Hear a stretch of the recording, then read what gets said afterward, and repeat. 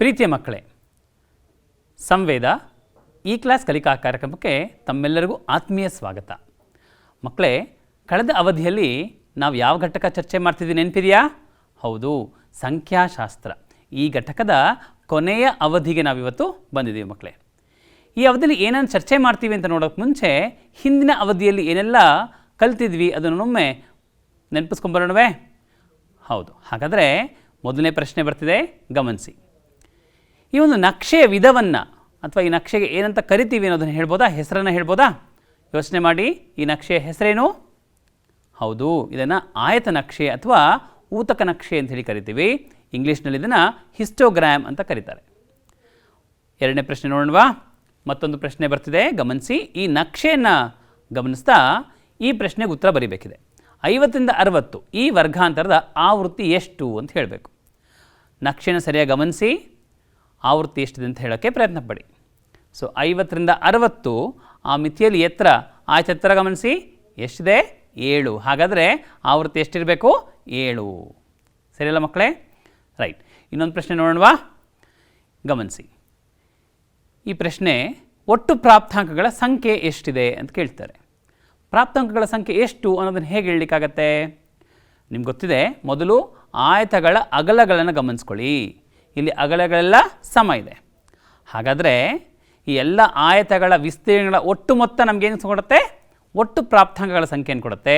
ಹಾಗಾದರೆ ಪ್ರತಿಯೊಂದು ಆಯತದ ವಿಸ್ತೀರ್ಣವನ್ನು ಒಟ್ಟು ಮಾಡಿ ಉತ್ತರ ಬರೆದ್ರೆ ನಮಗೆ ಪ್ರಾಪ್ತಾಂಕಗಳ ಸಂಖ್ಯೆ ಸಿಗುತ್ತೆ ಮಕ್ಕಳೇ. ಗಮನಿಸಿ, ಪ್ರತಿಯೊಂದರ ವಿಸ್ತೀರ್ಣ ಇಲ್ಲಿ ಕೂಡಿದೆ, ಒಟ್ಟು ಪ್ರಾಪ್ತಾಂಕ ಸಂಖ್ಯೆ 27 ಆಗಿದೆ ಅನ್ನೋದನ್ನು ಗಮನಿಸ್ಬೋದು. ರೈಟ್. ಇನ್ನೊಂದು ಪ್ರಶ್ನೆ ನೋಡುವೆ, ನೆನಪಾಗ್ತಿದೆಯಾ? ಇದು ಯಾವ ವಿಧದ ನಕ್ಷೆ ಇದು? ಎಸ್, ಇದು ಆವೃತ್ತಿ ಬಹುಭುಜಾಕೃತಿ. ಹೌದಲ್ವಾ? ಇದನ್ನು ಆವೃತ್ತಿ ಬಹುಭುಜಾಕೃತಿ ಅಂತ ಹೇಳಿ ಕರಿತೀವಿ ಮಕ್ಕಳೇ. ರೈಟ್. ಇದೆಲ್ಲ ನಾವು ಕಳೆದ ತರಗತಿಯಲ್ಲಿ ಕಲಿತಂಥ ಕೆಲವು ಕಲಿಕಾಂಶಗಳು. ಹೌದಾ? ಹಾಗಾದರೆ ಇವತ್ತು ನಾವು ಏನನ್ನು ಕಲಿಯಕ್ಕೆ ಹೊರಟಿದ್ದೀವಿ ಮಕ್ಕಳೇ? ನಿಮ್ಗೆ ನೆನಪಿದ್ರೆ ಮೊದಲನೇ ಅವಧಿಯಲ್ಲಿ ನಾವು ದತ್ತಾಂಶವನ್ನು ಸಂಗ್ರಹಿಸೋದು ಹೇಗೆ ಅಂತ ಕಲ್ತ್ಕೊಂಡಿದ್ವಿ. ಅದಾದ ನಂತರ ದತ್ತಾಂಶಗಳನ್ನ ಜೋಡಣೆ ಮಾಡಿದ್ವಿ. ಮುಂದೆ ದತ್ತಾಂಶಗಳನ್ನ ಪ್ರತಿನಿಧಿಸುವ ಸಲುವಾಗಿ ನಕ್ಷೆಯ ರೂಪಗಳನ್ನ ಕಲ್ತ್ಕೊಂಡ್ವಿ. ಈ ದಿನ ಈ ದತ್ತಾಂಶಗಳನ್ನ ವಿಶ್ಲೇಷಣೆ ಮಾಡಲಿಕ್ಕಿರುವಂತಹ ಕೆಲವು ಮಾಪನಗಳು ಅಥವಾ ಅಳತೆಗಳ ಬಗ್ಗೆ ನಾವು ತಿಳ್ಕೊಳ್ಳಿಕ್ಕೆ ಹೊರಟಿದ್ದೀವಿ ಮಕ್ಕಳೇ. ಮೊದಲಿಗೆ ಈ 9ನೇ ತರಗತಿಯಲ್ಲಿ ನೀವು ಅವರ್ಗೀಕೃತ ದತ್ತಾಂಶಗಳಿಗೆ ಈ ಅಳತೆಗಳನ್ನು ಲೆಕ್ಕ ಹಾಕೋದನ್ನು ಕಲ್ತ್ಕೊಳ್ತೀರಿ. ಮುಂದಿನ ತರಗತಿಯಲ್ಲಿ ವರ್ಗೀಕೃತ ದತ್ತಾಂಶಗಳು ಕೂಡ ಈ ಅಳತೆಗಳನ್ನು ಲೆಕ್ಕ ಮಾಡೋದು ಹೇಗೆ ಅನ್ನೋದನ್ನು ಕಲ್ತ್ಕೊಳ್ತೀರಿ ಮಕ್ಕಳೇ. ಹಾಗಾದರೆ ಆ ಅಳತೆ ಯಾವುದು? ಹೇಗಿರುತ್ತೆ ಅದು? ಹೇಗೆ ಲೆಕ್ಕ ಮಾಡ್ತೀವಿ? ಅದು ನಾವು ಕೇಂದ್ರೀಯ ಪ್ರವೃತ್ತಿ ಮಾಪನಗಳು ಅಂತ ಹೇಳಿ ಕರಿತೀವಿ ಮಕ್ಕಳೇ. ಏನು ಕೇಂದ್ರೀಯ ಪ್ರವೃತ್ತಿ ಮಾಪನ ಅಂತ ಹೇಳಿದ್ರೆ ಮಕ್ಕಳೇ, ಒಂದು ದತ್ತಾಂಶ ವಿಸ್ತರಣೆಯನ್ನು ಕೊಟ್ಟಾಗ ಅಲ್ಲಿ ಸಾಕಷ್ಟು ಪ್ರಾಪ್ತಾಂಕಗಳಿರುತ್ತೆ. ಹೌದಲ್ವಾ? ಈ ಎಲ್ಲ ಪ್ರಾಪ್ತಾಂಕಗಳಿಗೂ ಪ್ರತಿಯೊಂದನ್ನು ನಾನು ವಿಶ್ಲೇಷಣೆ ಮಾಡಬೇಕಾದ್ರೆ ಪ್ರತಿಯೊಂದು ಪ್ರಾಪ್ತಾಂಕವನ್ನು ಗಮನಿಸಿ ವಿಶ್ಲೇಷಣೆ ಮಾಡೋದು ಸ್ವಲ್ಪ ಕಷ್ಟ ಸಾಧ್ಯ. ಅದನ್ನು ಗಮನಿಸ್ತಾ ಹೋದಂಥ ಸಂಖ್ಯಾಶಾಸ್ತ್ರಜ್ಞರು ತಿಳ್ಕೊಂಡಂಥ ವಿಚಾರ ಏನಪ್ಪ ಅಂತ ಹೇಳಿದ್ರೆ, ಅಂದರೆ ಪ್ರತಿಯೊಂದು ಪ್ರಾಪ್ತಾಂಕಕ್ಕೂ ಕೇಂದ್ರದ ಕಡೆಗೆ ಹೋಗುವ ಪ್ರವೃತ್ತಿ ಇರುತ್ತೆ. ಹಾಗಾದರೆ ಕೇಂದ್ರದಲ್ಲಿ ಇರುವಂಥ ಒಂದು ಪ್ರಾಪ್ತಾಂಕವನ್ನು ನಾನೇನಾದರೂ ಕಂಡುಹಿಡಿದ್ರೆ ಆ ಒಂದು ಪ್ರಾಪ್ತಾಂಕವನ್ನು ನಾನು ವಿಶ್ಲೇಷಣೆ ಮಾಡಿದ್ರೆ ಇಡೀ ದತ್ತಾಂಶವನ್ನು ವಿಶ್ಲೇಷಣೆ ಮಾಡಲಿಕ್ಕೆ ಸಾಧ್ಯ ಆಗುತ್ತೆ ಅಂತ ಕಂಡುಕೊಂಡ್ರು. ಹಾಗಾಗಿ 3 ವಿವಿಧ ರೀತಿಯ ಕೇಂದ್ರೀಯ ಪ್ರವೃತ್ತಿ ಮಾಪನಗಳನ್ನು ಅವ್ರು ಗುರುತಿಸ್ಕೊಂಡ್ರು. ಏನದು ನೋಡ್ತಾ ಹೋಗೋಣ. ಡೆಫಿನೇಷನ್ ಗಮನಿಸ್ಕೊಳ್ಳಿ. ದತ್ತಾಂಶ ವಿತರಣೆಯಲ್ಲಿ ಕೇಂದ್ರ ಸ್ಥಾನವನ್ನು ಗುರುತಿಸಿ ದತ್ತಾಂಶದ ಗುಂಪನ್ನು ವಿವರಿಸಲಿಕ್ಕೆ ಸಹಾಯ ಮಾಡುವಂಥ ಆ ಮೌಲ್ಯವನ್ನು ನಾವು ಕೇಂದ್ರೀಯ ಪ್ರವೃತ್ತಿ ಮಾಪನದ ಅಳತೆಗಳು ಅಂತ ಹೇಳಿ ಕರಿತೀವಿ. ಅದರಲ್ಲಿ 3 ವಿಧದ ಮಾಪನಗಳನ್ನು ಅವರು ಗುರುತಿಸಿದ್ದಾರೆ. ಮೊದಲನೇದಾಗಿ ಅಂಕಗಣಿತೀಯ ಸರಾಸರಿ, ಎರಡನೇದಾಗಿ ಸ್ಥಾನಿಕ ಸರಾಸರಿ ಅಂತ ಕರಿತೀವಿ, ಇದನ್ನು ಮಧ್ಯಾಂಕ ಅಂತ ಕರಿಬಹುದು. ಮೂರನೇದಾಗಿ ಬಹುಲಕ ಅಥವಾ ರೂಢಿ ಬೆಲೆ. ನೆನಪಿಟ್ಕೊಳ್ಳಿ ಮಕ್ಕಳೇ, 3 ವಿವಿಧ ರೀತಿಯ ಕೇಂದ್ರೀಯ ಪ್ರವೃತ್ತಿ ಮಾಪನಗಳಿದೆ. ಮೊದಲನೇದಾಗಿ ಸರಾಸರಿ, ಎರಡನೇದು ಮಧ್ಯಾಂಕ, ಕೊನೆಯದಾಗಿ ರೂಢಿ ಬೆಲೆ ಅಥವಾ ಬಹುಲಕ ಅಂತೇಳಿ. ಮಕ್ಕಳೇ, ಈ ಅವಧಿಯಲ್ಲಿ ನಾವು ಈ 3 ಮಾಪನಗಳನ್ನು ಲೆಕ್ಕ ಮಾಡೋದು ಹೇಗೆ ಅಂತ ಕಲಿಯಿದ್ದೀವಿ. ಬನ್ನಿ ಹಾಗಾದರೆ ಮೊದಲನೇ ಒಂದು ಸರಾಸರಿ ಎನ್ನುವಂಥ ಈ ಮೌಲ್ಯವನ್ನು ಹೇಗೆ ಲೆಕ್ಕ ಮಾಡ್ತಾರೆ ಅನ್ನೋದನ್ನು ತಿಳ್ಕೊಳ್ಳೋಣ. ಮತ್ತು ಅದು ಹೇಗೆ ಬಳಕೆ ಆಗ್ತಿದೆ ಅನ್ನೋದು ಕೂಡ ನಮ್ಗೆ ಅರ್ಥ ಆಗಲಿಕ್ಕೆ ಸಾಧ್ಯ ಆಗುತ್ತೆ ಮಕ್ಕಳೇ. ಇಲ್ಲಿ ಗಮನಿಸಿ, ನಾನು ಒಬ್ಬರು ಹೂ ಮಾರೋರನ್ನ ಹೋಗಿ ಭೇಟಿ ಮಾಡಿದೆ. ಹಾಗೆ ಭೇಟಿ ಮಾಡಿದಾಗ ಅವತ್ತ ಒಂದು ವಿಚಾರವನ್ನು ಕೇಳ್ಪಟ್ಟೆ. ಏನಂತ ಕೇಳಿದೆ ಅವ್ರಿಗೆ ಅಂತ ಹೇಳಿದ್ರೆ, ಪ್ರತಿದಿನ ಎಷ್ಟು ವ್ಯಾಪಾರ ಮಾಡ್ತೀರಿ, ಒಂದು ಮೌಲ್ಯ ಹೇಳ್ಬೋದಾ, ಎಷ್ಟು ಆದಾಯ ಬರುತ್ತೆ ನಿಮಗೆ ಅಂತ ಕೇಳಿದಾಗ ಅವರು ಸ್ವಾಮಿ ಎಲ್ಲ ದಿನ ಒಂದೇ ರೀತಿ ಆದಾಯ ಇಲ್ಲ, ಪ್ರತಿದಿನ ವ್ಯತ್ಯಾಸ ಆಗುತ್ತಲ್ಲ ಅಂತ ಹೇಳಿದ್ರು. ಹಾಗಾದರೆ ಅವರ ಪ್ರತಿದಿನದ ಆದಾಯ ಇಷ್ಟಿದೆ ಅಂತ ಆದರೆ ತಾನೇ ಏನಾದರೂ ಒಂದು ಪ್ಲ್ಯಾನ್ ಅಂತ ಮಾಡಿಕೊಳ್ಳಿಕ್ಕಾಗೋದು. ಏನಾದರೂ ಒಂದು ಯೋಜನೆಯನ್ನು ರೂಪಿಸಬೇಕಾದ್ರೆ ಅವ್ರಿಗೆ ಪ್ರತಿದಿನ ಇಷ್ಟು ಆದಾಯ ಬರುತ್ತೆ ಅಂತ ಗೊತ್ತಾದರೆ ಹೇಗೆಲ್ಲ ವ್ಯವಸ್ಥಿತಗೊಳಿಸ್ಬಹುದು, ಅಥವಾ ಅವರ ಮುಂದಿನ ಯೋಜನೆಗಳನ್ನು ನೋಡಿ, ಒಂದು ಮನೆಯ ನಡೆಸಬೇಕಾದ್ರೆ ಒಂದಷ್ಟು ಪ್ಲ್ಯಾನ್ಸ್ ಮಾಡಬೇಕಾಗುತ್ತೆ, ಯೋಜನೆಗಳನ್ನು ನಿರೂಪಿಸಬೇಕಾಗುತ್ತೆ. ಆ ಯೋಜನೆಗಳನ್ನು ಹೇಗೆ ಅವ್ರು ಮಾಡಬೇಕಾಗುತ್ತೆ ಅನ್ನೋದನ್ನು ಆಲೋಚನೆ ಮಾಡ್ಕೊಳ್ಳಲಿಕ್ಕೆ ಸಹಾಯ ಮಾಡೋದು ಯಾವಾಗ? ಅವರಿಗೆ ಪ್ರತಿದಿನ ಬರುವಂಥ ಆದಾಯವನ್ನು ಅವ್ರು ಲೆಕ್ಕಾಚಾರ ಮಾಡ್ಕೊಂಡಿದ್ರೆ. ಮಕ್ಕಳೇ, ಅವರು ನಾನು ಕೇಳಿದಾಗ ಹೇಳಿದ್ರು, ಒಂದೊಂದು ದಿವಸ ಒಂದೊಂದು ಥರ ಆದಾಯ ಇರುತ್ತೆ, ಹೇಗೆ ಹೇಳೋಕ್ಕಾಗತ್ತೆ ಅಂಥೇಳಿ. ಆಗ ನಾನು ಅವ್ರಿಗೆ ಪ್ರತಿದಿನದ ಆದಾಯ ನನಗೆ ಹೇಳಲಿಕ್ಕೆ ಸಾಧ್ಯನಾ? ಆಗ ನಾನು ಪ್ರತಿದಿನದ ಆದಾಯ ನಿಮ್ಗೆ ಎಷ್ಟು ಬರುತ್ತೆ, ಅದಕ್ಕೊಂದು ಪ್ರತಿದಿನ ಒಂದು ಮೌಲ್ಯವನ್ನು ನಾನು ನಿಮಗೆ ಹೇಳ್ಬೋದು ಅಂಥೇಳಿ ಅವ್ರನ್ನ ಕೇಳಿದೆ. ಹಾಗಾಗಿ ಅವ್ರು ನನಗೆ ಕೊಟ್ಟಂಥ ಮಾಹಿತಿ ನಾನು ನಿಮ್ಮ ಜೊತೆಗೆ ಇಲ್ಲಿ ಹಂಚ್ಕೊಳ್ತಾ ಇದ್ದೇನೆ. ಪ್ರತಿದಿನದ ಆದಾಯ ಹಾಗೆ ವಾರದ ದಿನ, ಯಾವ ವಾರ ಅಂದರೆ ಯಾವ ದಿನ ಅವರಿಗೆ ಎಷ್ಟು ಆದಾಯ ಬರ್ತಾಯಿತ್ತು ಅಂತ. ವಾರದ ಮೊದಲನೇ ಸೋಮವಾರ ಸುಮಾರು 640 ರೂಪಾಯಿ, ಹಾಗೆ ಮಂಗಳವಾರ ದಿನ 670 ರೂಪಾಯಿ, ಬುಧವಾರ ದಿನ 430 ರೂಪಾಯಿ, ಹಾಗೆ ಗುರುವಾರ ದಿನ 560 ರೂಪಾಯಿ ವ್ಯಾಪಾರ ಆಗ್ತಿತ್ತು. ಹಾಗೆ ಶುಕ್ರವಾರ ದಿನ ಅವರ ಆದಾಯ 840 ರೂಪಾಯಿ ಇತ್ತು. ಹಾಗೆ ಶನಿವಾರ ದಿನ 720, ಹಾಗೆ ಕೊನೆಯದಾಗಿ ಭಾನುವಾರ ದಿನ 340 ರೂಪಾಯಿ ವ್ಯಾಪಾರ ಆಗಿದ್ದನ್ನು ಅವ್ರು ನನಗೆ ಹೇಳಿದ್ರು. ಹಾಗಾದರೆ ವಾರದ ಪ್ರತಿದಿನ ನೀವು ಗಮನಿಸ್ತಾ ಹೋಗ್ತಾ ಇದ್ದೀರಾ, ಬೇರೆ ಬೇರೆ ಬೇರೆ ಬೇರೆ ಮೌಲ್ಯಗಳಿದೆ. ಹಾಗಾದರೆ ಯೋಚನೆ ಮಾಡಿ, ಪ್ರತಿದಿನ ಎಷ್ಟು ವ್ಯಾಪಾರ ಆಗ್ಬೋದು ಅಥವಾ ಎಷ್ಟು ಆದಾಯ ಬರಬಹುದು ಅನ್ನೋದನ್ನು ನಾನು ಒಂದು ಮೌಲ್ಯದ ರೂಪದಲ್ಲಿ ಪ್ರತಿನಿಧಿಸಬೇಕಾಗಿತ್ತು. ಅದಕ್ಕೆ ಹೇಗೆ ಮಾಡೋದು, ಹೇಗೆ ಲೆಕ್ಕಾಚಾರ ಮಾಡ್ತಾರೆ, ಒಂದು ವಾರಕ್ಕೆ ಬರುವ ಆದಾಯನ ಹೇಗೆ ಲೆಕ್ಕ ಮಾಡೋಕ್ಕಾಗತ್ತೆ? ಗಮನಿಸಿ ಮಕ್ಕಳು, ಹೇಗೆ ಮಾಡಬಹುದು ಅದನ್ನು ಅಂತ. ಮೊದಲಿಗೆ ಎಲ್ಲ ಪ್ರಾಪ್ತಾಂಕಗಳನ್ನು ಪಟ್ಟಿ ಮಾಡ್ಕೊಳ್ಳೋಣ. ಅಂದರೆ ಅಲ್ಲಿ ದೊರೆತಂಥ ಎಲ್ಲ ದತ್ತಾಂಶವನ್ನು ನಾನಲ್ಲಿ ಪ್ರತಿಯೊಂದು ಸಂಖ್ಯೆಯನ್ನು ಪ್ರಾಪ್ತಾಂಕ ಅಂತ ಕರಿತಾ ಇದ್ದೀವಿ. ಆ ಪ್ರಾಪ್ತಾಂಕಗಳೆಲ್ಲ ಪಟ್ಟಿ ಮಾಡಿದ್ದೇನೆ, ರೈಟ್. ಈಗೇನು ಮಾಡಬೇಕು? ಹಾಗಾದರೆ ಆ ಇಡೀ 7 ದಿನಕ್ಕೆ ಅವರ ಆದಾಯ ಎಷ್ಟು ಅಂತ ಒಟ್ಟುಗೂಡಿಸ್ಬೇಕು. ಹಾಗಾದರೆ ಒಟ್ಟುಗೂಡಿಸೋದು ಹೇಗೆ ಮಾಡೋದು? ಎಲ್ಲವನ್ನು ಕೂಡ್ಕೊಳ್ಳೋಣ. 640ಕ್ಕೆ 670 ಸೇರಿಸಿ, ಮತ್ತು 430 ಸೇರಿಸಿ, ಆ ಮೊತ್ತಕ್ಕೆ 560 ಸೇರಿಸಿ, ಆ ಮೊತ್ತಕ್ಕೆ 840 ಸೇರಿಸಿ, ಹೀಗೆ ಪ್ರತಿಯೊಂದು ಸಂಖ್ಯೆ ಅಲ್ಲಿರೋ ಮೌಲ್ಯಗಳನ್ನು ಕೂಡ್ತಾ ಹೋಗೋಣ, ರೈಟ್. ಇವುಗಳ ಮೊತ್ತವನ್ನು ಪಡ್ಕೊಳ್ಳೋಣ. ಅಂದರೆ ವಾರದ ಒಟ್ಟು ಮೌಲ್ಯ ಎಷ್ಟು, ಅಂದರೆ ಒಟ್ಟು ಆದಾಯ ಎಷ್ಟು ಅಂತ ಗೊತ್ತಾಗತ್ತೆ, ತಿಳಿತಲ್ಲ. ಇದನ್ನು ಎಷ್ಟು ದಿನಗಳ ಆದಾಯ ಇದು? ಒಟ್ಟು 7 ದಿನಗಳ ಆದಾಯ. ಹಾಗಾದರೆ 7ರಿಂದ ಭಾಗಿಸೋಣ. ಒಟ್ಟು ಮೊತ್ತ ಎಷ್ಟಾಗಿದೆ? ಕೂಡ್ತಾ ಇದ್ದೀರಾ? ಪೆನ್ನು ಪುಸ್ತಕ ಜೊತೆಲಿದೆ ಅಲ್ವಾ? ಎಸ್. ಎಷ್ಟು ಉತ್ತರ? ಹೌದು, 4200 ರೂಪಾಯಿ. ಅದನ್ನು 7ರಿಂದ ಭಾಗಿಸೋಣ. ಹಾಗಾದರೆ ಎಷ್ಟು ಬರ್ತಾ ಇದೆ? 7 42, ಹಾಗಾದರೆ 600 ರೂಪಾಯಿ. ಹಾಗಾದರೆ ಪ್ರತಿದಿನದ ಅವರ ಆದಾಯ ಎಷ್ಟು? 600 ರೂಪಾಯಿ ಆಯಿತು ಮಕ್ಕಳೇ, ತಿಳಿತಲ್ಲ. ಎಷ್ಟು ಸುಲಭವಾಗಿ ಅವರು ಪ್ರತಿದಿನ ಬೇರೆ ಬೇರೆ ಆದಾಯ ಇದೆ, ಹೌದು ನಿಜ. ಆದರೆ ಪ್ರತಿದಿನ ಆಗುವಂಥ ವ್ಯಾಪಾರದ ಅಂದಾಜು ಮೌಲ್ಯ ನಾನು ಲೆಕ್ಕ ಮಾಡಲಿಕ್ಕಾಯಿತು. ಸುಮಾರು 600 ರೂಪಾಯಿಗಳು ಅವ್ರಿಗೆ ಆದಾಯ ಬರುತ್ತೆ ಅಂತ. ಸೊ ಇದರ ಆಧಾರದ ಮೇಲೆ ಅವರ ಮನೆಗಳಲ್ಲಿ ಏನು ಖರ್ಚಿದೆಯೋ ಆ ಖರ್ಚು ವೆಚ್ಚಗಳಿಗೆ ಸಂಬಂಧಪಟ್ಟಂತೆ ಹೇಗೆ ನಾನು ಯೋಜನೆ ರೂಪಿಸ್ಕೋಬೇಕು ಅಂಥೇಳಿ ಅವ್ರಿಗೆ ತಿಳಿಯಲಿಕ್ಕೆ ಸಾಧ್ಯ ಆಗುತ್ತೆ ಮಕ್ಕಳೇ. ಹಾಗಾದರೆ ಸರಾಸರಿನ ಹೇಗೆ ಡಿಫೈನ್ ಮಾಡೋದು ನೋಡ್ಕೊಂಬರೋಣ. ಸರಾಸರಿ ಅಂತ ಹೇಳಿದ್ರೆ ಹೀಗೆ ಹೇಳ್ಬೋದಾ? ನಾವೇನು ಮಾಡಿದ್ವಿ? ಕೊಟ್ಟಿರುವಂಥ ಎಲ್ಲ ಪ್ರಾಪ್ತಾಂಕಗಳ ಒಟ್ಟು ಮೊತ್ತವನ್ನು ಕಂಡುಹಿಡಿದ್ವಿ, ಹೌದಾ? ಅದನ್ನು ಯಾವುದರಿಂದ ಭಾಗಿಸಿದ್ರಿ? ಹೌದು, ಪ್ರಾಪ್ತಾಂಕಗಳ ಒಟ್ಟು ಸಂಖ್ಯೆಯಿಂದ ಭಾಗಿಸಿದ್ವಿ ಮಕ್ಕಳೇ. ಹಾಗಾದರೆ ಸರಾಸರಿ ಅಂತ ಹೇಳಿದ್ರೆ ಹೀಗೆ ಹೇಳ್ಬೋದಾ? ಸರಾಸರಿ ಎ ಇಸ್ ಈಕ್ವಲ್ ಟು ಪ್ರಾಪ್ತಾಂಕಗಳ ಒಟ್ಟು ಮೊತ್ತ ಭಾಗಿಸು ಪ್ರಾಪ್ತಾಂಕಗಳ ಒಟ್ಟು ಸಂಖ್ಯೆ. ಒಂದು ದತ್ತ ವಿತರಣೆಯಲ್ಲಿನ ಪ್ರಾಪ್ತಾಂಕಗಳ ಒಟ್ಟು ಸಂಖ್ಯೆಯಿಂದ ಒಟ್ಟು ಮೊತ್ತವನ್ನು ಭಾಗಿಸಿದಾಗ ಬರುವಂತಹ ಮೌಲ್ಯವೇ ಸರಾಸರಿ ಆಗಿರುತ್ತೆ ಮಕ್ಕಳೇ. ಇಲ್ಲಿ ಗಮನಿಸಿ ಮಕ್ಕಳೇ, ನೆರೆ ಪರಿಹಾರ ನಿಧಿಗಾಗಿ ಒಂದು ಕಾರ್ಖಾನೆಯಲ್ಲಿನ 15 ಉದ್ಯೋಗಿಗಳು ನೀಡಿದಂಥ ಹಣದ ವಿವರವನ್ನು ನಾನು ನಿಮಗೆ ನೀಡ್ತಾ ಇದ್ದೇನೆ. ಸೊ ಪ್ರತಿಯೊಬ್ಬರು ಅವರ ಕೈಲಾದಷ್ಟು ಹಣವನ್ನು ನೆರೆ ಪರಿಹಾರಕ್ಕಾಗಿ ಕೊಡುಗೆಯಾಗಿ ನೀಡಿದರು. ಸೊ ಕಾರ್ಮಿಕರ ಸಂಖ್ಯೆ ಹಾಗೆ ಅವ್ರು ಕೊಟ್ಟಂತಹ ಹಣದ ಮೌಲ್ಯವನ್ನು ನಾನು ನಿಮಗೆ ಇಲ್ಲಿ ಪರಿಚಯ ಮಾಡ್ತಾ ಇದ್ದೇನೆ. 100 ರೂಪಾಯಿನಂತೆ 3 ಜನ ದುಡ್ಡನ್ನು ಕೊಟ್ಟಿದ್ದರು. ಹಾಗಾದರೆ 100 ರೂಪಾಯಿನಂತೆ 3 ಜನ ಹಣ ಕೊಟ್ಟಿದ್ದರು ಅಂತ ಹೇಳಿ ಸಂಗ್ರಹ ಆದಂತಹ ಮೊತ್ತ ಎಷ್ಟು? 300 ರೂಪಾಯಿ. ಹಾಗೆ 200 ರೂಪಾಯಿನಂತೆ 5 ಜನ ಉದ್ಯೋಗಿಗಳು ಕೊಟ್ಟಿರ್ತಾರೆ. ಹಾಗಾದರೆ 200 ರೂಪಾಯಿನಂತೆ 5 ಜನ ಕೊಟ್ಟರೆ ಎಷ್ಟಾಯಿತು? 1000 ರೂಪಾಯಿ ಸಂಗ್ರಹ ಆದಂಗೆ ಆಯಿತು. ಹಾಗೆ 300 ರೂಪಾಯಿನಂತೆ 4 ಜನ, 500 ರೂಪಾಯಿನಂತೆ 2, ಹಾಗೆ 1000 ರೂಪಾಯಿನಂತೆ 1. ಮಕ್ಕಳೇ, ಈಗ ನೀವೆಲ್ಲ ಸಾಮಾನ್ಯ ಎಷ್ಟೆಷ್ಟು ಮೊತ್ತ ಆಗ್ತಿದೆ ಅಂತ ಲೆಕ್ಕ ಹಾಕ್ಕೊಂಡು ಕೂಡ್ತಾ ಇದ್ದೀರಲ್ವಾ? ಹೌದು. ಹಾಗೆ ಮಾಡೋದು ಸ್ವಲ್ಪ ನಿಧಾನಗತಿಯಲ್ಲಾಗುತ್ತೆ. ಅದರ ಬದಲಿಗೆ ಹೀಗೆ ಮಾಡೋಣವೇ? ಗಮನಿಸಿ, ಹಣದ ಮೌಲ್ಯ ಅದನ್ನು XI ಅಂತ ಕರೆದಿದ್ದೀನಿ. ಅದು ಪ್ರಾಪ್ತಾಂಕವನ್ನು ಸೂಚಿಸಲಿಕ್ಕೆ ಇರುವಂಥ ಒಂದು ಸಂಕೇತ. ಹಾಗೆ ಕಾರ್ಮಿಕರ ಸಂಖ್ಯೆ ಅದು ಆವೃತ್ತಿಯನ್ನು ಸೂಚಿಸುತ್ತೆ. ಅಂದರೆ 100 ರೂಪಾಯಿನಂತೆ ಎಷ್ಟು ಜನ ಕೊಟ್ಟರು ಅಂತ ಹೇಳಿದ್ವಲ್ಲ, ಅದು ಆವೃತ್ತಿಯನ್ನು ಸೂಚಿಸುತ್ತೆ. ಅಂದರೆ 100 ಅನ್ನುವಂಥ ಸಂಖ್ಯೆ ಎಷ್ಟು ಸಲ ಪುನರಾವರ್ತನೆ ಆಗ್ತಿದೆ ಅಂತ ಅದು ಗೊತ್ತಾಗ್ತಾ ಇದೆ. 100 ಅನ್ನೋದು 3 ಸಲ ಇರೋದ್ರಿಂದ ಅದು ಆವೃತ್ತಿ ಆಗುತ್ತೆ. ಆವೃತ್ತಿಯನ್ನು F ಅನ್ನುವಂಥ ಅಕ್ಷರದಿಂದ ಸೂಚಿಸ್ತೇವೆ. FI ಅಂದರೆ ಆವೃತ್ತಿ, ಹಾಗೆ XI ಅಂತ ಹೇಳಿದ್ರೆ ಪ್ರಾಪ್ತಾಂಕ. ಹಣದ ಮೌಲ್ಯ ಮತ್ತು ಆವೃತ್ತಿ ಎರಡನ್ನೂ ಬರ್ಕೊಳ್ತಾ ಬರೋಣ, ಪ್ರತಿಯೊಂದರದ್ದು ಬರ್ಕೊಳ್ಳೋಣ. ರೈಟ್, ಇದಾದಮೇಲೆ ಏನು ಮಾಡಬೇಕಿದೆ, ನಾನು ಆಗಲೇ ಹೇಳುವಾಗ 100 ರೂಪಾಯಿನಂತೆ 3 ಜನ ಕೊಟ್ಟರೆ ಎಷ್ಟು ರೂಪಾಯಿ ಆಯಿತು, 300 ರೂಪಾಯಿ. ಅದನ್ನು ಹೀಗೆ ಬರೆಯಣ್ವೇ, XI ಮತ್ತು FI ಅನ್ನು ಗುಣಿಸಿದ್ರೆ 100 3 300 ಆಯಿತು.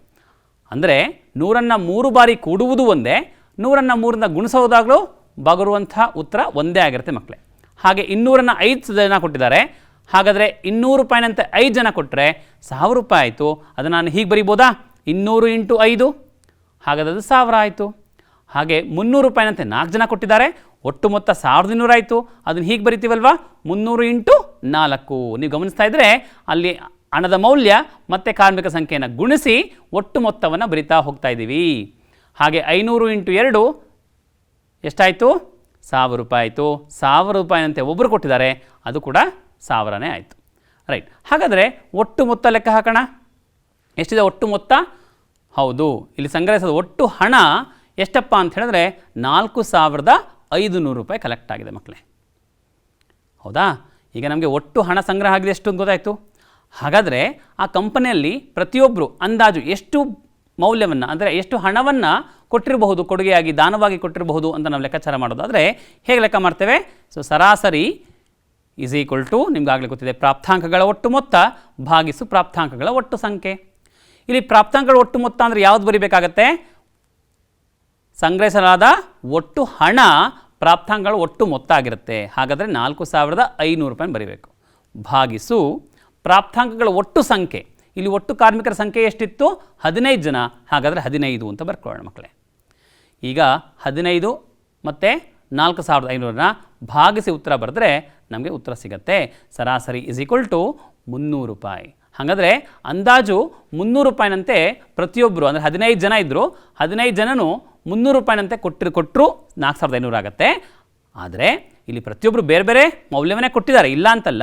ಆದರೆ ಆನ್ ಆನ್ ಆ್ಯಾವ್ರೇಜ್ ಅಂತ ಹೇಳುವಾಗ ಸರಾಸರಿ 300 ರೂಪಾಯಿನಂತೆ ಪ್ರತಿಯೊಬ್ಬ ಉದ್ಯೋಗಿ ಕೊಟ್ಟಿರಬಹುದು ಅಂತ ನಾವು ಲೆಕ್ಕಾಚಾರ ಮಾಡಬಹುದಿದೆ ಮಕ್ಕಳೇ.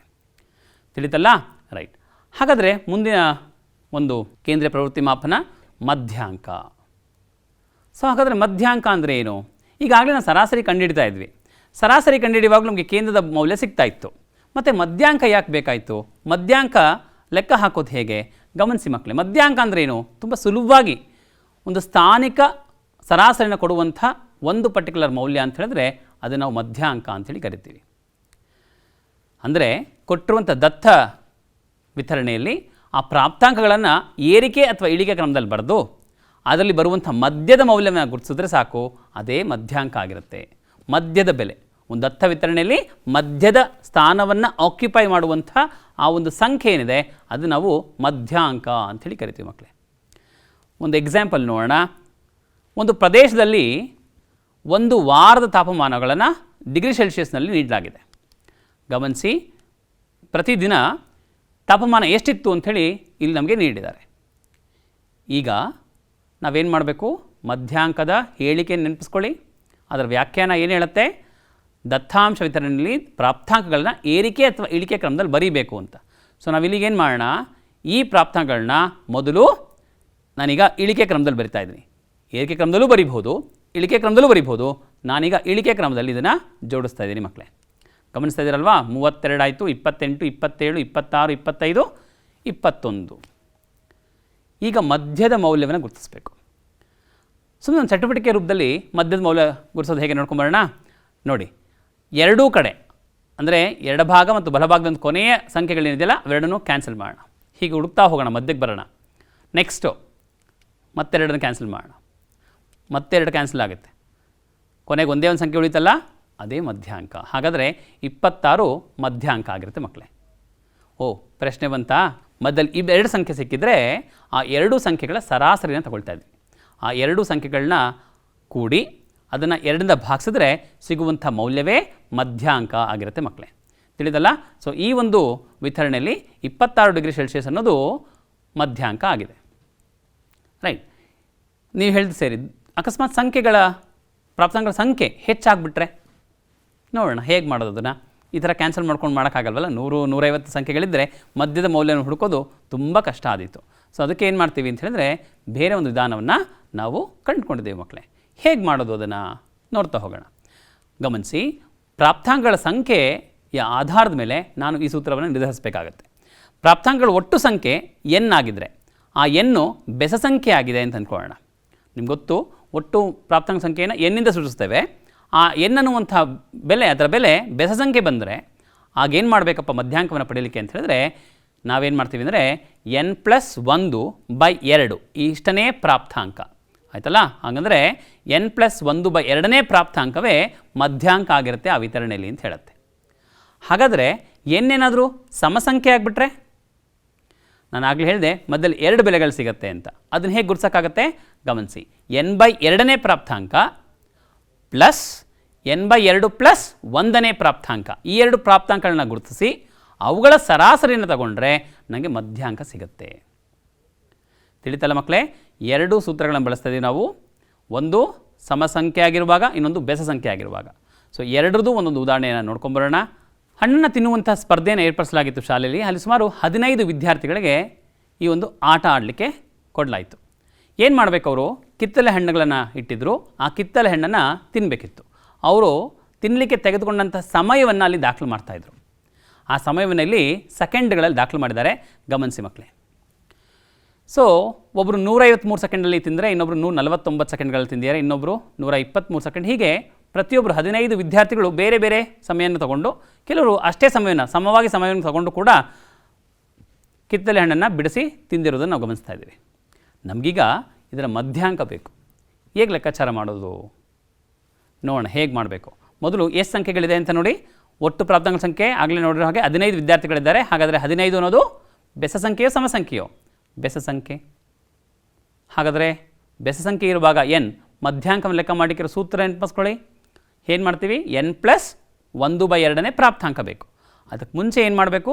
ಮೊದಲು ಎಲ್ಲ ಪ್ರಾಪ್ತಾಂಕಗಳನ್ನ ನಾವು ಯಾವುದಾದ್ರು ಒಂದು ಕ್ರಮದಲ್ಲಿ ಬರೀಬೇಕು. ಏರಿಕೆ ಅಥವಾ ಇಳಿಕೆ ಕ್ರಮದಲ್ಲಿ. ನಾನೀಗಿಲ್ಲಿ ಏರಿಕೆ ಕ್ರಮದಲ್ಲಿ ಬರೆದಿದ್ದೀನಿ ಮಕ್ಕಳೇ. ಈಗ ಮಧ್ಯಾಂಕವನ್ನು ಗುರುತಿಸಲಿಕ್ಕೆ n+1/2 ಅನ್ನುವಂಥ ಪ್ರಾಪ್ತಾಂಕ ಬೇಕು ನನಗೆ. n ಅಂದರೆ 15, 15 + 1 16 ಆಯಿತು. 16ನ್ನು 2ರಿಂದ ಭಾಗಿಸಿದ್ರೆ 8ನೇ ಪ್ರಾಪ್ತಾಂಕ ಆಗುತ್ತೆ ಮಕ್ಕಳೇ. ಹೌದಲ್ಲ? 15ಕ್ಕೆ 1 ಸೇರಿಸಿದ್ರೆ 16 ಆಯಿತು. 16/2 ಅಂತ ಹೇಳಿದ್ರೆ 8ನೇ ಪ್ರಾಪ್ತಾಂಕ ಆಯಿತು. ಈಗ 8ನೇ ಪ್ರಾಪ್ತಾಂಕ ಅಲ್ಲಿ ಹುಡುಕ್ಬೇಕಲ್ಲ. ಎಣಿಸ್ತಾ ಹೋಗಿ 8ನೇ ಪ್ರಾಪ್ತಾಂಕ ಇಲ್ಲಿದೆ. ಮೊದಲನೇ ಪ್ರಾಪ್ತಾಂಕ, 2ನೇದಾಯಿತು, 3, 4, 5, 6, 7, 8 ನೋಡಿ ನಮ್ಮ ಪ್ರಾಪ್ತಾಂಕ ಸಿಕ್ತು. ಸೊ ಇದು ಮಧ್ಯಾಂಕ ಆಗಿರುತ್ತೆ ಮಕ್ಕಳೇ. ಸೊ 8ನೇ ಪ್ರಾಪ್ತಾಂಕವೇ ಮಧ್ಯಾಂಕ. ಅದು ಇಲ್ಲಿ 145 ಆಗಿದೆ ಅನ್ನೋದನ್ನು ಗಮನಿಸ್ತಾ ಇದ್ದೀರಿ. ತಿಳಿತಲ್ಲ ಮಕ್ಕಳೇ? ಇದು ಬೆಸ್ ಸಂಖ್ಯೆಗಾಯಿತು. ಇದರ ಸಮಸಂಖ್ಯೆಗೊಂದು ನೋಡ್ಕೊಂಬರೋಣಲ್ಲ. ನೋಡಿ, ಇದೇ ಆಟವನ್ನು 20 ವಿದ್ಯಾರ್ಥಿಗಳಿಗೆ ಆಡಿಸಿದ್ರು. ಹಾಗಾದಾಗ 20 ವಿದ್ಯಾರ್ಥಿಗಳು ತೆಗೆದುಕೊಂಡಂಥ ಸಮಯವನ್ನು ಇಲ್ಲಿ ಸೆಕೆಂಡ್ಗಳಲ್ಲಿ ಕೊಟ್ಟಿದ್ದಾರೆ. ಸೊ ಪ್ರಾಪ್ತಾಂಕ ಸಂಖ್ಯೆ 20 ಆಗಿದೆ. 20 ಅನ್ನೋದು ಸಮಸಂಖ್ಯೆ. ಹಾಗಾದರೆ ನೆನಪಿರಬೇಕಲ್ಲ ನಿಮಗೆ, ಮಧ್ಯದಲ್ಲಿ 2 ಬೆಲೆಗಳು ಸಿಗುತ್ತೆ. ಎಷ್ಟನೇ ಬೆಲೆಗಳವು ಅನ್ನೋದನ್ನು ಗಮನಿಸ್ಕೋಬೇಕು. ಅದಕ್ಕೆ ಸೂತ್ರವನ್ನು ಗಮನಿಸೋಣ. ಅದಕ್ಕೆ ಮುಂಚೆ ಏರಿಕೆ ಅಥವಾ ಇಳಿಕೆ ಕ್ರಮದಲ್ಲಿ ನಾನು ಸಂಖ್ಯೆಗಳನ್ನ ಜೋಡಿಸ್ಬೇಕಾಗತ್ತೆ. ಜೋಡಿಸ್ಕೊಂಡಿದೆ. ಈಗೇನು ಮಾಡ್ತೀವಿ? ಸೂತ್ರವನ್ನು ಬರ್ಕೊಳ್ಳೋಣ. n/2ನೇ ಪ್ರಾಪ್ತಾಂಕ ಅಂತ ಹೇಳಿದೆ. n/2 ಅಂತ ಹೇಳಿದ್ರೆ ಇಲ್ಲಿ ಏನಂದರೆ 20, 20/2ನೇ ಪ್ರಾಪ್ತಾಂಕ ಅಂದರೆ 10ನೇ ಪ್ರಾಪ್ತಾಂಕ. ಹಾಗೆ ಪಕ್ಕದ್ದು 20/2 + 1. ಹಾಗಾದರೆ 10 + 1 11ನೇ ಪ್ರಾಪ್ತಾಂಕ. ಹಾಗಾದರೆ 10ನೇ ಪ್ರಾಪ್ತಾಂಕ ಮತ್ತು 11ನೇ ಪ್ರಾಪ್ತಾಂಕಗಳನ್ನ ಗುರುತಿಸಿ ಆ ಪ್ರಾಪ್ತಾಂಕಗಳನ್ನ ಬರ್ಕೊಂಡು ಅವುಗಳ ಮೊತ್ತವನ್ನು 2ರಿಂದ ಭಾಗಿಸ್ಬೇಕಾಗತ್ತೆ. ನೋಡೋಣ ಆ ಪ್ರಾಪ್ತಾಂಕಗಳು ಯಾವುದು ಅಂತ ಗಮನಿಸಿ ಮಕ್ಕಳೇ. ಹಾಗಾದರೆ ನಾವು 10ನೇ ಮತ್ತು 11ನೇ ಪ್ರಾಪ್ತಾಂಕವನ್ನು ಗುರುತಿಸಬೇಕಾಗತ್ತೆ. ಸೊ ಗಮನಿಸಿ, 10ನೇ ಪ್ರಾಪ್ತಾಂಕ ಮತ್ತು 11ನೇ ಪ್ರಾಪ್ತಾಂಕ ಎಲ್ಲಿದೆ ಅನ್ನೋದನ್ನು ಎಣಿಸ್ತಾ ಹೋಗೋಣ. 10ನೇ ಪ್ರಾಪ್ತಾಂಕವನ್ನು ಗುರುತಿಸ್ಕೊಳ್ಳೋಣ, ಅದು 140 ಆಗಿದೆ. 11ನೇ ಪ್ರಾಪ್ತಾಂಕ ಗುರುತಿಸ್ಕೊಳ್ಳೋಣ, 145 ಸಿಗ್ತಾ ಇದೆ. ಹಾಗಾದರೆ ಈ ಎರಡೂ ಬೆಲೆಗಳನ್ನು ಬರ್ಕೊಳ್ಳೋಣ. ಅಲ್ಲಿ 2ರ ಮೊತ್ತವನ್ನು ಕಂಡುಕೊಳ್ಳಿ. ಹೌದಾ? 285. 2ರಿಂದ ಭಾಗಿಸಿ ನಮಗೆ ಉತ್ತರ 142.5 ಬರ್ತಾ ಇದೆ. 142.5 ಸೆಕೆಂಡುಗಳು ಅನ್ನೋದು ಮಧ್ಯಾಂಕ ಆಗಿರುತ್ತೆ ಮಕ್ಕಳೇ. ತಿಳಿತಲ್ಲ ಮಧ್ಯಾಂಕವನ್ನು ಹೇಗೆ ಲೆಕ್ಕ ಮಾಡಬೇಕು ಅಂತ. ಹಾಗಾದರೆ ನಿಮ್ಗೆ ಅನ್ನಿಸ್ತಾ ಇರ್ಬೋದು ಮಧ್ಯಾಂಕ ಮತ್ತು ಸರಾಸರಿ ಇವೆರಡು ಕೇಂದ್ರದ ಬೆಲೆಗಳನ್ನೇ ಕೊಡೋದಾದರೆ ನಾವು ಯಾಕೆ ಮಧ್ಯಾಂಕವನ್ನು ಬಳಸ್ತೀವಿ? ಅದಕ್ಕೊಂದು ಉದಾಹರಣೆ ನೋಡ್ತಾ ಬರೋಣ. 10 ಜನ ಉದ್ಯೋಗಿಗಳಿರುವಂಥ ಒಂದು ಕಂಪನಿಯಲ್ಲಿ ಅವ್ರಿಗೆ ನೀಡ್ತಾ ಇರುವಂಥ ಮಾಸಿಕ ವೇತನದ ಒಂದು ಮಾಹಿತಿಯನ್ನು ನಾನು ನಿಮಗೆ ತಂದಿದ್ದೀನಿ ಮಕ್ಕಳೇ. 10 ಜನರ ಮಾಹಿತಿಯನ್ನು ನೋಡ್ತಾ ಇದ್ದೀರಿ. ಒಬ್ರಿಗೆ 10,000 ಸಿಗ್ತಿದೆ, ಇನ್ನೊಬ್ರಿಗೆ 12,000 ಸಂಬಳ ಇದೆ, ಒಬ್ರಿಗೆ 15,000 ಇದೆ, ಹಾಗೆ 95,000 ಸಂಬಳ ಪಡ್ಕೊಳ್ತಾ ಇರೋಂಥ ವ್ಯಕ್ತಿ ಕೂಡ ಇಲ್ಲಿದ್ದಾರೆ ಅಂತ ಆಯಿತು. ಸೊ ಹಾಗಾದರೆ ನಾವೀಗ ಈ ಕಂಪನಿ ಕೊಡ್ತಿರುವಂತಹ ಸರಾಸರಿ ವೇತನ ಎಷ್ಟು ಅಂತ ಲೆಕ್ಕಾಚಾರ ಮಾಡೋಣ ಮಕ್ಕಳೇ. ಗಮನಿಸಿ, ಸರಾಸರಿ ಲೆಕ್ಕ ಮಾಡೋದು ಗೊತ್ತಿದೆ ನಿಮ್ಗೆ ಈಗಾಗಲೇ. ಸರಾಸರಿ ಅಂದರೆ ಏನು ಮಾಡಬೇಕು? ಪ್ರತಿಯೊಂದು ಪ್ರಾಪ್ತಾಂಕವನ್ನು ಕೂಡ್ಕೊಳ್ಬೇಕಾಗತ್ತೆ, ಹೌದಲ್ವಾ? ಸೊ ಅಲ್ಲಿರುವಂಥ 10 ಪ್ರಾಪ್ತಾಂಕಗಳು ನಾವೇನೇನು ಮಾಡಬೇಕೀಗ? ಕೂಡಬೇಕು, ಅವುಗಳ ಮೊತ್ತವನ್ನು ಕಂಡುಹಿಡಿಬೇಕು. ಆ ಮೊತ್ತವನ್ನು ಒಟ್ಟು ಪ್ರಾಪ್ತಾಂಕಗಳ ಸಂಖ್ಯೆಯಿಂದ ಭಾಗಿಸ್ಬೇಕು. ಒಟ್ಟು ಪ್ರಾಪ್ತಾಂಕ ಸಂಖ್ಯೆ 10 ಆಯಿತು, 10ರಿಂದ ಭಾಗಿಸೋಣ. ಹಾಗಾದರೆ ಮೊದಲು ಒಟ್ಟು ಪ್ರಾಪ್ತಾಂಕಗಳ ಮೊತ್ತ ಎಷ್ಟು, ಪ್ರಾಪ್ತಾಂಕಗಳ ಒಟ್ಟು ಮೊತ್ತ ಎಷ್ಟು ಅನ್ನೋದು ಲೆಕ್ಕ ಮಾಡೋಣ. ಎಲ್ಲವನ್ನು ಕೂಡ್ಕೊಳ್ಳಿ. ಕೂಡ್ತಾ ಇದ್ದೀರಾ? ಎಸ್, ಕೂಡಿ ಉತ್ತರ ಬರೆಯೋಣ. ಎಷ್ಟು ಬರ್ತಾ ಇದೆ? 3,66,000 ಬರ್ತಾ ಇದೆ. ಯಾವ ಸಂಖ್ಯೆಯಿಂದ ಭಾಗಿಸ್ಬೇಕಾಗತ್ತೆ? ಅದನ್ನು 10ರಿಂದ ಭಾಗಿಸ್ಬೇಕಾಗತ್ತೆ. ಭಾಗಿಸಿದ್ರೆ ಏನು ಉತ್ತರ ದೊರೆತಿದೆ ನನಗೆ ಸರಾಸರಿ? ಗಮನಿಸಿ, ಪ್ರತಿಯೊಬ್ಬರಿಗೂ 36,600 ರೂಪಾಯಿ ಸಂಬಳ ಬರ್ತಾ ಇದೆ ಅಂತ ಗೊತ್ತಾಗ್ತದೆ. ಮಕ್ಕಳೇ ಅಲ್ಲಿ ಗಮನಿಸಿ, ಪ್ರತಿಯೊಬ್ಬರಿಗೂ 36,600 ರೂಪಾಯಿ ಸಂಬಳ ಬರ್ತಿದೆಯಾ? ಇಲ್ಲ. 10,000 ಅಂತ ಕನಿಷ್ಠ ಬೆಲೆಯ ಸಂಬಳ ಪಡ್ಕೊಳ್ತಾ ಇರೋಂಥ ವ್ಯಕ್ತಿ ಕೂಡ ಅಲ್ಲಿದ್ದಾರೆ. ತುಂಬ ಗರಿಷ್ಠ ಮೌಲ್ಯದ 95,000 ರೂಪಾಯಿನ ಪ್ರತಿ ತಿಂಗಳು ಸಂಬಳವಾಗಿ ಪಡಿತಿರುವಂಥ ವ್ಯಕ್ತಿ ಕೂಡ ಅಲ್ಲಿದ್ದಾರೆ. ಇಲ್ಲಿ ಗರಿಷ್ಠ ಮತ್ತು ಕನಿಷ್ಠ ಮೌಲ್ಯಗಳ ವ್ಯತ್ಯಾಸ ತುಂಬ ಜಾಸ್ತಿ ಇದೆ. ಈ ರೀತಿ ತುಂಬ ಅಂತರಗಳಿದ್ದಾಗ ನಮಗೆ ಸರಾಸರಿ ಸರಿಯಾದ ಕೇಂದ್ರದ ಮೌಲ್ಯವನ್ನು ಕೊಡೋದಿಲ್ಲ ಮಕ್ಕಳೇ. ಸೊ ಅವಾಗ ನಾವೇನು ಮಾಡ್ತೀವಿ ಅಂತ ಹೇಳಿದ್ರೆ ಸ್ಥಾನಿಕ ಬೆಲೆಯನ್ನು ಪಡ್ಕೊಳ್ತೇವೆ. ಯಾಕೆಂದರೆ ನೀವು ನೋಡ್ಬೋದು, ಸರಾಸರಿಗೂ ಮತ್ತು ಮೊದಲನೇ ವ್ಯಕ್ತಿ ತೊಗೊಳ್ತಾ ಇರೋ ಸಂಬಳಕ್ಕೂ ತುಂಬ ವ್ಯತ್ಯಾಸ ಇದೆ. 26,600 ರೂಪಾಯಿ ವ್ಯತ್ಯಾಸ ಇದೆ. ಸೊ ಹಾಗೆ ನೋಡೋದಾದರೆ ನನಗೆ ಸರಾಸರಿ ಸರಿಯಾದ ಮೌಲ್ಯವನ್ನು ಹೇಳಲಿಲ್ಲ ಅಂತಾಯಿತು. ಆಗ ನಾವು ಬಳಸೋದು ಯಾವುದಪ್ಪ ಅಂದರೆ ಮಧ್ಯಾಂಕ. ಸೊ ಮಧ್ಯಾಂಕದಲ್ಲಿ ಏನು ಮಾಡ್ತೀವಿ? ಮೊದಲು ನಿಮಗೆಲ್ಲ ಗೊತ್ತಿದೆ, ಬೆಲೆಗಳನ್ನು ಏರಿಕೆ ಅಥವಾ ಇಳಿಕೆ ಕ್ರಮದಲ್ಲಿ ಬರಿತೀವಿ. ಇಲ್ಲಿ ನೀವು ಗಮನಿಸಿದ್ರೆ ಬೆಲೆಗಳೆಲ್ಲ ಈಗಾಗಲೇ ಏರಿಕೆ ಕ್ರಮದಲ್ಲಿದೆ. ಹಾಗಾದರೆ ಮಧ್ಯದ 2 ಮೌಲ್ಯಗಳನ್ನು ಗುರುತಿಸಬೇಕು. ಇಲ್ಲಿ 10 ಮೌಲ್ಯಗಳಿದೆ. ಮಧ್ಯದ 2 ಮೌಲ್ಯ ಅಂತ ಯಾವುದಾಗತ್ತೆ? 5 ಮತ್ತು 6ನೇ ಪ್ರಾಪ್ತಾಂಕ ಆಗಿರುತ್ತೆ ಮಕ್ಕಳೇ. ಸೊ ಈ 5ನೇ ಪ್ರಾಪ್ತಾಂಕ ಯಾವುದು ನೋಡ್ಕೊಳ್ಳಿ, 19,500. ಹಾಗೆ 6ನೇ ಪ್ರಾಪ್ತಾಂಕ ಯಾವುದು ನೋಡಿ? 21,000. ಈ 2 ಮೌಲ್ಯಗಳನ್ನು ಕೂಡ್ಕೊಳ್ಳಿ, ಅವುಗಳ ಮೊತ್ತ ಕಂಡುಹಿಡ್ಕೊಳ್ಳಿ, 2ರಿಂದ ಭಾಗಿಸಿ. ಎಷ್ಟು ಬರ್ತಿದೆ ಮಕ್ಕಳೇ? ಇವೆರಡನ್ನು ಮೊತ್ತವನ್ನು ಪಡ್ಕೊಂಡ್ರೆ 40,500 ಆಯಿತು. 2ರಿಂದ ಭಾಗಿಸೋಣ. ನೋಡಿ, ನನಗೆ ಸ್ಥಾನಿಕ ಬೆಲೆ ಅಂದರೆ ಮಧ್ಯಾಂಕ ಸಿಗ್ತಿದೆ. ಸ್ಥಾನಿಕ ಸರಾಸರಿ ಅಂತ ಕರಿತೀವಿ, ಪೊಸಿಷನಲ್ ಆ್ಯಾವ್ರೇಜ್ ಅಂತ ಕರೀತಾರೆ ಇಂಗ್ಲೀಷ್ನಲ್ಲಿ. ಈ ಮಧ್ಯಾಂಕ ಗಮನಿಸಿ ಎಷ್ಟು ಬರ್ತಿದೆ? 20,250. ಗಮನಿಸಿದ್ರಲ್ಲ? ಸೊ ಇದು ಮಧ್ಯಮ ಬೆಲೆ ಅಂತ ಆಯಿತು. ತಿಳಿತಲ್ಲ? ಸೊ ಈ ಒಂದು ದತ್ತ ವಿತರಣೆಯಲ್ಲಿ ಮಧ್ಯಮ ಬೆಲೆ ಎಷ್ಟಪ್ಪ ಅಂತ ಹೇಳಿದ್ರೆ 20,250 ರೂಪಾಯಿಗಳು ಅಂತ ತಿಳಿಯುತ್ತೆ. ನೋಡಿ, ಈ ಬೆಲೆ ಸನಿಹವಾಗಿದೆ ಅಲ್ವಾ? ಮೊದಲನೇ ವ್ಯಕ್ತಿ ಪಡ್ಕೊಳ್ತಾರೆ ಸಂಬಳಕ್ಕೆ ಸನಿಹವಾಗಿದೆ. ಅದೇ 36,600 ಮೊದಲನೇ ವ್ಯಕ್ತಿ ಪಡ್ಕೊಳ್ತಾರೆ ಸಂಬಳಕ್ಕೆ ತುಂಬ ವ್ಯತ್ಯಾಸ ಇದೆ. ತಿಳಿತಲ್ಲ? ಆ ಕಾರಣಕ್ಕೆ ನಾವು ಕೆಲವು ಸಂದರ್ಭಗಳಲ್ಲಿ ಮಧ್ಯಾಂಕವನ್ನು ಬಳಸ್ಕೊಳ್ತೇವೆ, ಕೆಲವು ಸಂದರ್ಭಕ್ಕನುಸಾರವಾಗಿ ಸರಾಸರಿನ ಬಳಸ್ತೇವೆ. ಸೊ ವೇತನವನ್ನು ಹೇಳುವಾಗ ಸಾಮಾನ್ಯವಾಗಿ ಮೀಡಿಯನ್ ಸ್ಯಾಲ್ರಿ ಅಂತಲೇ ಹೇಳ್ತಾರೆ. ಮಧ್ಯಾಂಕದ ವೇತನ ಅನ್ನೋದನ್ನು ಪದವನ್ನು ಬಳಸೋದನ್ನು ನೋಡ್ತೇವೆ ಮಕ್ಕಳೇ. ತಿಳಿತಲ್ಲ? ರೈಟ್. ಹಾಗಾದರೆ ಮುಂದೆ ಹೋಗೋಣ. ರೂಢಿ ಬೆಲೆ ಅಥವಾ ಬಹುಲಕ ಅನ್ನುವಂಥ ಮತ್ತೊಂದು ಕೇಂದ್ರೀಯ ಪ್ರವೃತ್ತಿಯ ಮಾಪನ. ಇದನ್ನು ಹೇಗೆ ಲೆಕ್ಕ ಮಾಡ್ತಾರೆ ನೋಡಿ? ಅವರಿಗೂ ದತ್ತಾಂಶಕ್ಕೆ ಭಾಳ ಸುಲಭವಾಗಿ ನಾವು ರೂಢಿ ಬೆಲೆಯನ್ನು ಲೆಕ್ಕ ಹಾಕ್ಬೋದು ಮಕ್ಕಳೇ. ಗಮನಿಸಿ, ದತ್ತ ವಿತರಣೆಯಲ್ಲಿ ಅತಿ ಹೆಚ್ಚು ಬಾರಿ ಪುನರಾವರ್ತನೆ ಆಗುವಂಥ ಮೌಲ್ಯ ಯಾವುದಿದೆಯೋ ಅದನ್ನು ಗುರುತಿಸಿದ್ರೆ ಸಾಕು. ಅದನ್ನೇ ನಾವು ಬಹುಲಕ ಅಂಥೇಳಿ ಕರಿತೀವಿ. ಹಾಗಾದರೆ ಪ್ರತಿ ದತ್ತ ವಿತರಣೆಯಲ್ಲಿ ಬಹುಲಕ ಇರುತ್ತಾ ಅಂತ ಕೇಳಿದ್ರೆ ಇಲ್ಲದೇನೂ ಇರಬಹುದು. ಕೆಲವು ಸಾರಿ ಒಂದು ದತ್ತ ವಿತರಣೆಯಲ್ಲಿ ಯಾವುದೇ ಸಂಖ್ಯೆ ಪುನರಾವರ್ತನೆ ಆಗದೇನೂ ಇರಬಹುದು. ಅಂಥ ಸಂದರ್ಭದಲ್ಲಿ ಆ ಒಂದು ದತ್ತ ವಿತರಣೆಯಲ್ಲಿ ಬಹುಲಕ ಇರೋದಿಲ್ಲ. ತಿಳಿದಲ್ಲ ಮಕ್ಕಳೇ? ರೈಟ್. ಕೆಲವು ಸಂದರ್ಭದಲ್ಲಿ ಬಹುಲಕ ಜಾಸ್ತಿನೂ ಇರ್ಬೋದು, ಒಂದಕ್ಕಿಂತ ಹೆಚ್ಚು ಕೂಡ ಇರ್ಬೋದು. ನೋಡ್ತಾ ಹೋಗೋಣ, ಒಂದೊಂದು ಎಕ್ಸಾಂಪಲ್ ನೋಡ್ತಾ ಹೋಗೋಣ, ನಮ್ಗೆ ಅದರ ಬಗ್ಗೆ ಅರಿವು ಮೂಡುತ್ತೆ ಅಂದ್ಕೊಳ್ತೇನೆ. ಸೊ ಒಂದು ಪ್ರದೇಶದಲ್ಲಿರುವಂಥ ವಾರದ ತಾಪಮಾನ ಈಗಾಗಲೇ ನೀವು ನೋಡಿದ್ರಲ್ಲ, ಅದೇ ಬೆಲೆಯನ್ನು ನಾನು ಇಲ್ಲಿ ಮತ್ತೆ ತೊಗೊಂಡಿದ್ದೇನೆ.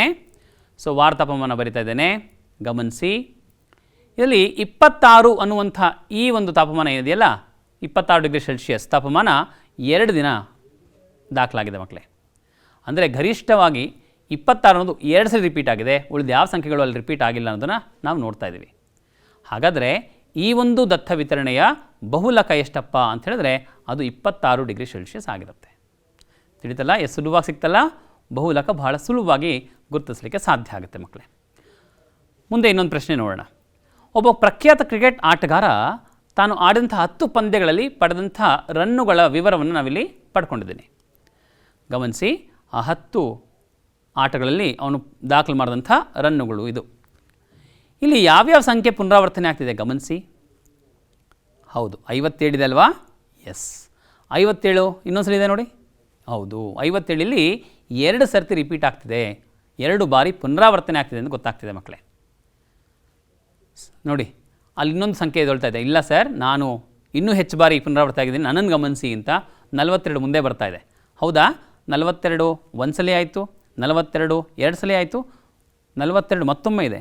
ಹಾಗಾದರೆ ಗರಿಷ್ಠ ಪುನರಾವರ್ತನೆ ಆಗಿರುವಂಥ ರನ್ನು ಯಾವುದಪ್ಪ ಇಲ್ಲಿ ಅಂತ ಹೇಳಿದ್ರೆ, ಗರಿಷ್ಠವಾಗಿ ಪುನರಾವರ್ತನೆ ಆಗಿರುವಂಥ ಸ್ಕೋರ್ ಯಾವುದು ಅಂತ ಹೇಳಿದ್ರೆ ಅದು 42 ರನ್ನುಗಳು. ಹೌದಲ್ವಾ? 57 ಕೂಡ ರಿಪೀಟ್ ಆಗಿದೆ, ಆದರೆ 2 ಸಲ ಮಾತ್ರ ಇದೆ. ಅದು 42 ಅನ್ನೋದು 3 ಬಾರಿ ರಿಪೀಟ್ ಆಗಿದೆ. ಗರಿಷ್ಠ ಯಾವುದು ರಿಪೀಟ್ ಆಯಿತು ಅದನ್ನು ನಾವು ಬಹುಲಕ ಅಂಥೇಳಿ ಕರಿತೀವಿ ಮಕ್ಕಳೇ. ಸೊ ಹಾಗಾದರೆ ಇಲ್ಲಿ 42 ಅನ್ನೋಂಥ ಸ್ಕೋರ್ ಏನಿದೆ ಅದು 3 ಬಾರಿ ಪುನರಾವರ್ತನೆ ಆಗಿದೆ, ಅದು ಗರಿಷ್ಠ ಬಾರಿ ಆಯಿತು. ಹಾಗಾದರೆ ಈ ಒಂದು ದತ್ತ ವಿತರಣೆಯ ಬಹುಲಕ 42 ಆಗಿದೆ ಅನ್ನೋದನ್ನು ನಾವು ಗಮನಿಸ್ಕೋಬೋದು ಮಕ್ಕಳೇ. ತಿಳಿತಲ್ಲ, ಎಷ್ಟು ಸುಲಭವಾಗಿ ನಾವು ಬಹುಲಕನ ಲೆಕ್ಕ ಹಾಕ್ಬೋದು ಮಕ್ಕಳೇ. ಒಂದು ದತ್ತ ವಿತರಣೆಯಲ್ಲಿ ಆಗಲೇ ಹೇಳಿದಂಗೆ ಬಹುಲಕ ಇಲ್ಲದೇ ಇರಬಹುದು, ಅಥವಾ ಕೆಲವೊಮ್ಮೆ ಬಹುಲಕಗಳ ಸಂಖ್ಯೆ ಹೆಚ್ಚು ಕೂಡ ಇರಬಹುದು. ಈಗ 2 ಬಹುಲಕಗಳು ಹೊಂದಿದ್ರೆ ಅದನ್ನು ದ್ವಿರೂಢಿ ಬೆಲೆ ಅಂತ ಕರಿತೀವಿ. 3 ಅಥವಾ 3ಕ್ಕಿಂತ ಹೆಚ್ಚಿದ್ರೆ ಬಹುರೂಢಿ ಬೆಲೆ ಅಂತಲೂ ಕೂಡ ಕರಿತೀವಿ. ನೆನ್ಪಿಟ್ಕೊಳ್ಳಿ ಮಕ್ಕಳೇ, ರೂಢಿ ಬೆಲೆ ಒಂದೇ ಇರಬೇಕು ಅಂತ ಏನೂ ಇಲ್ಲ, ಒಂದಕ್ಕಿಂತ ಹೆಚ್ಚು ರೂಢಿ ಬೆಲೆಗಳು ಕೂಡ ಒಂದು ದತ್ತ ವಿತರಣೆಗೆ ಇರಬಹುದು ಅಂತ ತಿಳಿಯುತ್ತೆ. ರೈಟ್, ತಿಳಿತಲ್ಲ? ಸೊ ಹಾಗಾದರೆ ಒಂದು ಲೆಕ್ಕ ನೋಡ್ಕೊಂಬರೋಣ. ಅಭ್ಯಾಸ 14.4ರಲ್ಲಿ ಒಂದು ಪ್ರಶ್ನೆ ಇದೆ. ಆ ಪ್ರಶ್ನೆಯನ್ನು ಗಮನಿಸಿ. 3ನೇ ಪ್ರಶ್ನೆ. ಈ ಕೆಳಗಿನ ಪ್ರಾಪ್ತಾಂಕಗಳನ್ನು ಏರಿಕೆ ಕ್ರಮದಲ್ಲಿ ಈಗಾಗಲೇ ಜೋಡಿಸಿಯಾಗಿದೆ. ಇವುಗಳ ಮಧ್ಯಾಂಕ 63 ಆಗಿದೆ. ಹಾಗಾದರೆ ಎಕ್ಸ್ನ ಬೆಲೆಯನ್ನು ಕಂಡುಹಿಡಿಯಿರಿ ಅಂಥೇಳಿ ಕೊಟ್ಟಿದ್ದಾರೆ. ಗಮನಿಸಿ ಪ್ರಶ್ನೆಯನ್ನು.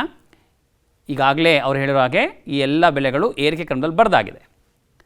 ನಾವೀಗ ಎಕ್ಸ್ನ ಬೆಲೆಯನ್ನು ಕಂಡುಹಿಡಿಬೇಕು. ಮಧ್ಯಾಂಕ ಅವರೇ ಕೊಟ್ಟಿದ್ದಾರೆ.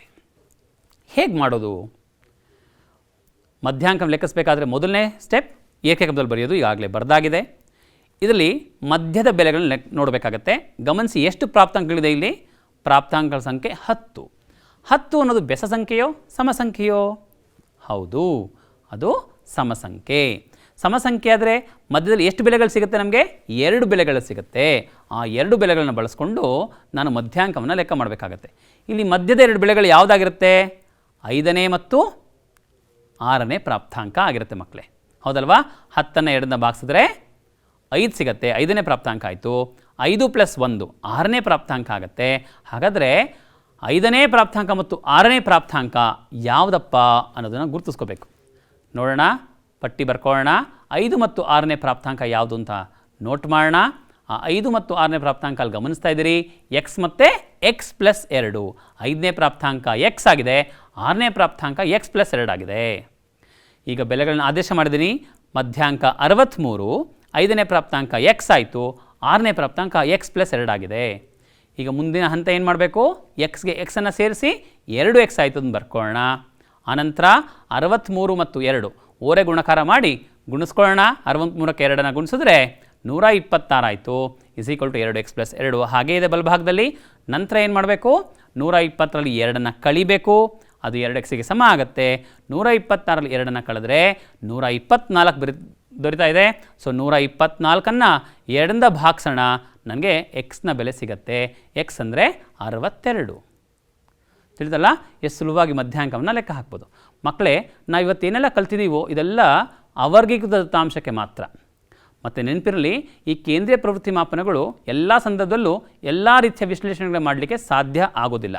ಕೆಲವು ಸಂದರ್ಭದಲ್ಲಿ ಇದನ್ನು ಹೊರತುಪಡಿಸಿ ಬೇರೆ ರೀತಿಯ ಅಳತೆಗಳು ನಮಗೆ ಬೇಕಾಗುತ್ತೆ. ಆ ಎಲ್ಲ ಅಳತೆಗಳನ್ನು ಮತ್ತು ವರ್ಗೀಕೃತ ದತ್ತಾಂಶಕ್ಕೆ ಹೇಗೆ ನಾವು ಕೇಂದ್ರ ಪ್ರವೃತ್ತಿ ಮಾಪನಗಳನ್ನು ಅಳತೆ ಮಾಡೋದು ಅನ್ನೋದನ್ನು ಇವೆಲ್ಲವನ್ನು ನಿಮ್ಮ ಮುಂದಿನ ತರಗತಿಗಳಲ್ಲಿ ಕಲಿತಾ ಹೋಗ್ತೀರಿ ಮಕ್ಕಳೇ. ತಿಳಿತಲ್ಲ ಮಕ್ಕಳೇ? ಸೊ ಇವತ್ತು ನಿಮಗೆ ಸರಾಸರಿ ಮಧ್ಯಾಂಕ ಹಾಗೆ ರೂಢಿ ಬೆಲೆ ಈ ಮೂರನ್ನು ಹೇಗೆ ಲೆಕ್ಕ ಮಾಡೋದು ಅನ್ನೋದನ್ನು ಪರಿಚಯ ಮಾಡಿದ್ದೇವೆ. ನಿಮಗೆಲ್ಲರಿಗೂ ಅರ್ಥ ಆಗಿದೆ ಅಂತ ನಾನಾದರೂ ಭಾವಿಸ್ತೇನೆ. ಈ ಒಂದು ವಿಚಾರಕ್ಕೆ ಸಂಬಂಧಪಟ್ಟಂತೆ ಅಭ್ಯಾಸ 14.4ರಲ್ಲಿ ಪುಟ ಸಂಖ್ಯೆ 140ರಲ್ಲಿ ಲೆಕ್ಕಗಳಿದೆ.